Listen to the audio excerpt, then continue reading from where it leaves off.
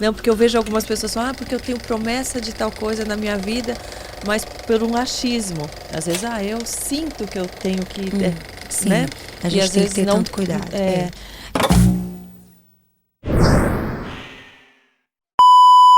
Porque você falou de uma palavra-chave para mim que é esperança.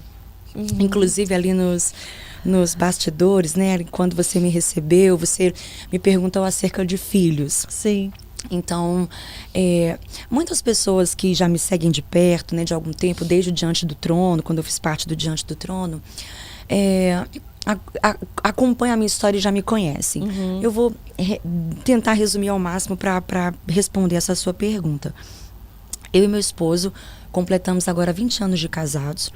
E nós, há 19 anos, esperamos no Senhor pela maternidade, paternidade, né? Então, são 19 anos de esperança. É muito linda essa palavra, porque dentro da palavra esperança tem a palavra espera, né? Sim. Então, nós estamos esperando e esperançosos, né, no Senhor. E eu digo a você que nos primeiros anos de casados, a gente não tinha tanta pressa, a gente deixou de evitar, né, de tomar contraceptivos. Mas a nossa prioridade naquele momento era servir o Senhor, como a gente estava fazendo, trabalhar, crescer profissionalmente. Não era algo que preocupava, jovens, não. né? Que não era o foco. Não. E esperar 1, 2 anos, 3 anos e não gerar, não era algo ainda exatamente. Não nos trazia ansiedade, né? E aí, passado um tempo, nós saímos de Fortaleza, fomos para Minas, estudamos no CTMDT, que era a escola do Diante do Trono. Sem que a gente imaginasse, a gente fez parte do Diante do Trono. Daí a nossa vida mudou completamente, porque houve como que uma grande restituição daquilo que eu dei ao Senhor na infância, que era aquela notoriedade, aquela fama, vou dizer assim. E agora o Senhor me projeta de uma forma que eu jamais poderia imaginar, né? Porque à época a Ana me deu toda a liberdade, me incentivou, me cuidou, me apresentou ao Brasil, né? Foi através do Diante do Trono que as pessoas vieram a me conhecer de uma forma mais ampla. Então, foi um tempo de muita viagem, de muito trabalho, de absorver muito, porque nós crescemos demais no Diante do Trono. Mas a maternidade estava lá batendo a porta, né? A gente volta e meia, a gente lembrava, pai, as promessas. Porque desde quando namorávamos, tínhamos promessas do Senhor. Passados 7 anos em Minas... Como que você entendia essa questão da promessa para você? Era algo que pessoas vinham falar, que Deus tocava no seu coração, que você lendo a palavra se revelava? De todas as formas. A palavra profética vinha assim, por profetas, né, em ambientes de adoração, ambientes de glória, quando a palavra fala, ó quão bom e quão suave é que os irmãos estejam em união, ali o Senhor ordena a sua bênção. Nesses momentos de reunião, de ajuntamento, eu também sentia o tomar do Espírito. E a palavra profética a mim, como foi para sair de Fortaleza para Minas, eu estava num congresso do Diante do Trono, e o Espírito me disse, naquele ambiente de glória, eu vou trazer você para cá. Aqui vai ser sua casa. Você vai morar aqui. Você vai servir aqui. Né? Então, existia isso também do Espírito falar diretamente a mim. E palavra. E pela palavra, principalmente. Né? Porque quando vem a palavra profética por um profeta, ou quando eu ouço aquela voz do Espírito, se ela não, como eu já disse, se não colar com a palavra que já está dentro de mim...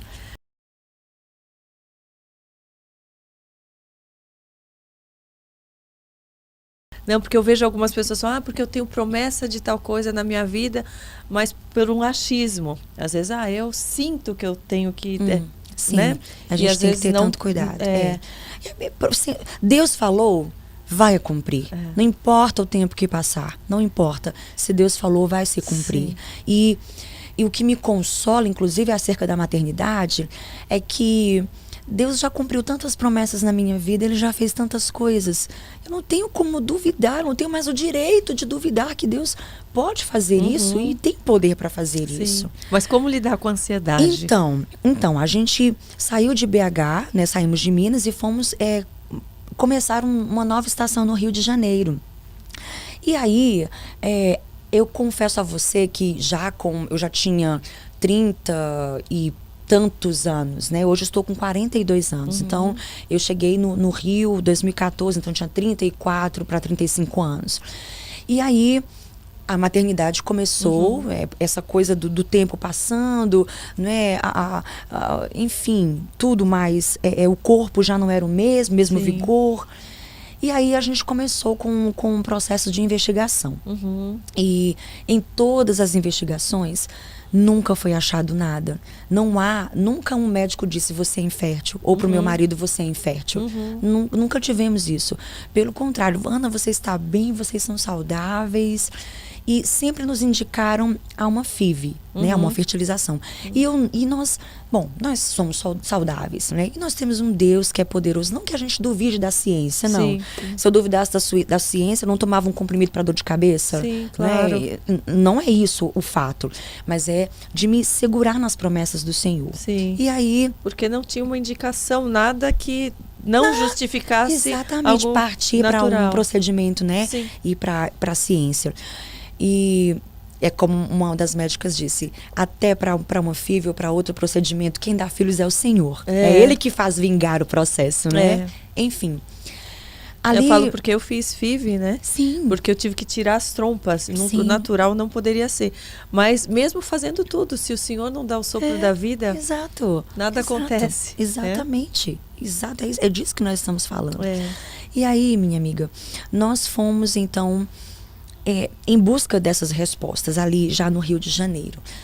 E no Rio de Janeiro eu tive um contato maior com Israel, né? Nós começamos a ir a Israel em caravanas, daqui a pouco liderando caravanas. E um belo dia, em 2018, nós estávamos passando por Siloé. Sim. E se você não conhece, é uma história belíssima, bíblica. Leia 1 Samuel, capítulo 1, você vai entender o que eu estou falando. É a história de uma xará. Eu sou o xará dela, né? Na verdade, ela veio antes de mim. Então, passando ali por Siloé, e a gente sempre para as caravanas, faz aquele relato, lê o relato, né, do que aconteceu naquele local. E foi glorioso. Eu estava com minha mãe, com a minha sogra também nessa caravana. Foi em maio de 2018. E o Senhor disse a mim, reúna Anas, reúna tentantes, reúna Anas para me adorar. E eu me lembro que eu chorei muito, eu me derramei muito, aquela palavra profética que veio a mim. Quando a gente saiu dali, a minha mãe me disse, filha, Deus, eu vi uma visão de um filho, mas não era um filho biológico, não era um filho natural. É algo que Deus vai te dar. E eu, mãe, Deus falou comigo também, então testifica, né? E aí... Eu voltei para o Brasil, eu fiquei com aquela palavra, falei, Deus, o que o Senhor quer? O Senhor quer que eu faça um congresso de tentantes, de mulheres que esperam engravidar? Porque você perguntou como eu lido com a ansiedade. E, minha amiga, o que eu tenho no meu coração, de todo o coração, eu não mentiria para você, eu não mentiria para o meu público. Meu marido está ali, eu não posso mentir, ele é a pessoa que mais me conhece. Mas a nossa casa tem uma paz tão grande. Sim. Eu não sinto que está faltando nada, sabe? Nós temos sonhos, não só da maternidade, mas outros projetos. Mas a paz que excede todo entendimento guarda a nossa mente e guarda o nosso coração. Toma essa chave, gente. É a palavra de Deus. Paulo diz aos Filipenses, e a paz de Deus, que excede todo entendimento, guardará as vossas mentes e os vossos corações em Cristo Jesus. Então, minha amiga, não é julgando quem já viveu ou quem está num processo depressivo. Mas lá em casa, a depressão nunca nos tocou. Amém. Porque a paz nos guarda. A paz nos guarda. E eu penso que foi exatamente por isso... por essa paz, por essa confiança nas promessas do Senhor, porque eu estou vivendo hoje plenamente o meu momento. O meu momento hoje é sem filhos, então eu vou gerar filhos espirituais, não é? Então eu vivo hoje. Tudo que eu tenho é o hoje.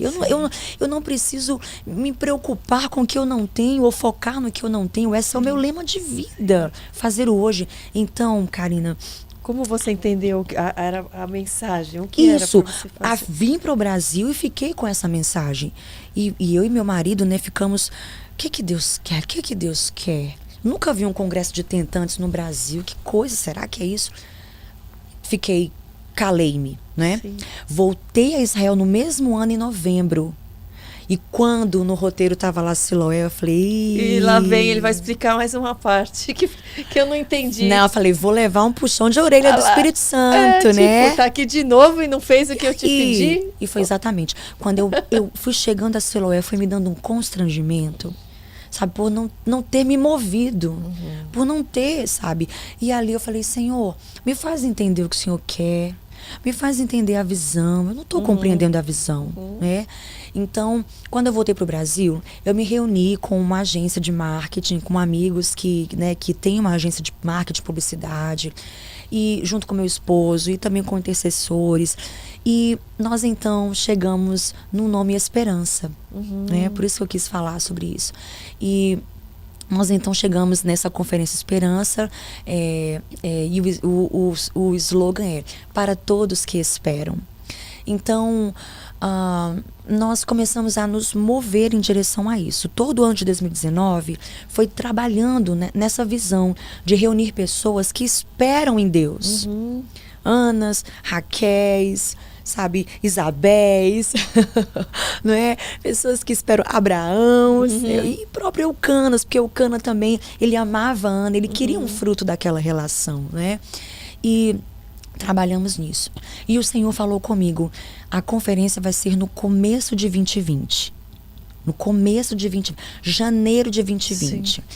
E aí eu ouvi muito, Ana, não faz conferência em começo de ano, porque começo de ano ninguém tem mais dinheiro para fazer conferência. As igrejas estão sobrecarregadas porque já teve festas de fim de ano, né? No começo de ano as famílias estão sobrecarregadas com o IPTU, IPVA, escola, matrícula, né? Então as pessoas podem não ter os recursos para participar disso.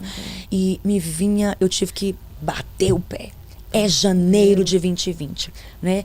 E nós fizemos a conferência. E, minha amiga, eu posso lhe dizer que foi uma das únicas conferências que houve em 2020, porque logo depois veio a pandemia. Olha, tinha que ser ali porque depois ia fechar tudo. Tudo. Poucos dias, né? Assim, porque foi no quando começo... foi minha conversão, 2020. Olha... Glória a Deus. Janeiro de 2020. No meio de um caos, olha a esperança, né? Um renovo. E, Karina, naquela conferência foi tão incrível. Nós tivemos, sabe, convidadas muito especiais. Cada uma que eu chamei, cada pastor, cada pastora, eu chamei porque eles tinham uma lição sobre espera e uma lição sobre esperança. Eu não quis chamar os proeminentes, os famosos. Eu quis chamar pessoas que tivessem o coração da conferência. E como Deus nos visitou, foi glorioso. E daquela conferência, você não tem ideia de quantas mulheres engravidaram, de quantos casamentos aconteceram.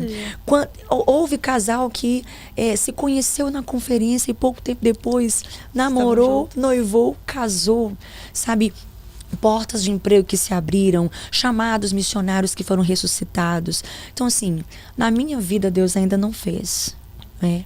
Não fez ainda o que eu sonho, o que eu espero. Sim. Mas o fato dele ter me usado para levar esperança, para dizer às pessoas, esperem com paciência no Senhor, porque Ele vai ouvir vocês, Ele vai tirar vocês de um tremedal de lama, vai firmar os pés de vocês sobre uma rocha, vai colocar nos lábios de vocês um cântico novo, e todos verão e também confiarão em o nome do Senhor. Então, isso me satisfaz, sabe?